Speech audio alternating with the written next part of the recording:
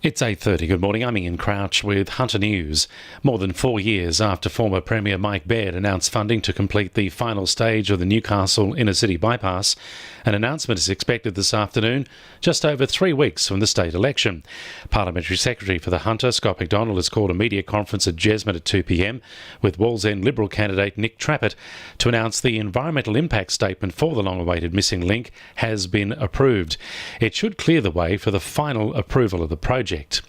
Victims of the Singleton semi-trailer crash in 2017, which left a trail of destruction in the main street and 5 people in hospital, have shared their stories in Newcastle local court. 31-year-old truck driver Rodney Johnson will be sentenced tomorrow after pleading guilty to 11 charges. Kelly Tito's car was rear-ended by the out-of-control truck. She's told 9 News she's still traumatised by what happened and struggles with daily life. Everything's changed, my work, my lifestyle. I'm very withdrawn. I haven't driven very far at all. I'm very shaken up when I get in a motor vehicle. The Hunter Business Chamber has welcomed promises from both major parties to build long-awaited bypasses at Singleton and Muswellbrook. The organisation says it's aware there are processes which could stall delivery of the commitments once government is elected, but it's promising to see both parties commit to the projects. CEO Bob Hawes says Singleton and Muswellbrook are strategic centres of economic activity in the Upper Hunter. It's only fair that these towns now be restored to some of the amenities that they traditionally had enjoyed, and these two projects have a great promise to deliver that to those communities, and that's why we're supportive of them. A man has been the victim of a terrifying street robbery at Jesmond. The 24-year-old was walking along Mordew Parade at about 10:30 last night when he was approached by a man who pulled a knife on him. The man ordered the victim to hand over his mobile phone, cash and other personal property before running off. The offender is described as being in his early 20s, about 185 centimetres tall, and was wearing a dark baseball cap and dark jumper. Anyone who could assist police with their inquiries is urged to contact Crime Stoppers. Tanilba Bay residents will soon have upgraded water treatment facilities thanks to an $18 million investment from Hunter Water. The money will be used to upgrade the condition of the plant in Tanilba Bay, which will include a new switch room which houses electrical switchboards, making the system more environmentally friendly.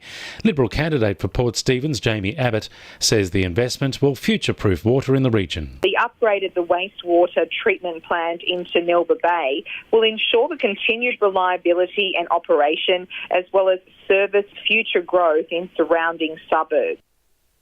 2NURFM Sport. Newcastle Jet striker Jair says he's ready to step up for the club in the final third in order to kickstart their last-ditch run for the finals. The absence of Josh Hoffman for the remainder of the season and Ronnie Vargas for 2 matches will see the Brazilian become the main man up front for the Jets. The 30-year-old Marquis says he relishes the added responsibility and will look to impress in the same fashion as he did against Melbourne City 2 weeks ago. I love to push the responsibility for me, like against City. Last game I tried also, but it was a hard and difficult game. Newcastle Knights winger Sean Kenny Dowell says the club will have no excuses if they fail to find success this year, given the quality of their squad. The former Sydney Roosters star joined the Knights in the middle of their rebuilding phase, with the team stacked full of rookies and inexperienced players. Kenny Dowell admits the club's rebuilding stage is over, with star players Mitchell Pearce, Kalen Ponga and David Clemmer now giving the club a winning edge.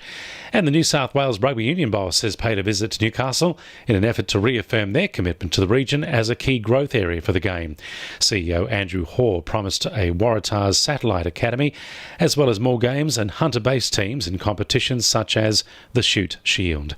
And the winning numbers in Wednesday Lotto are 40, 42, 10, 22, 14 and 39, and the supplementaries are 44 and 26.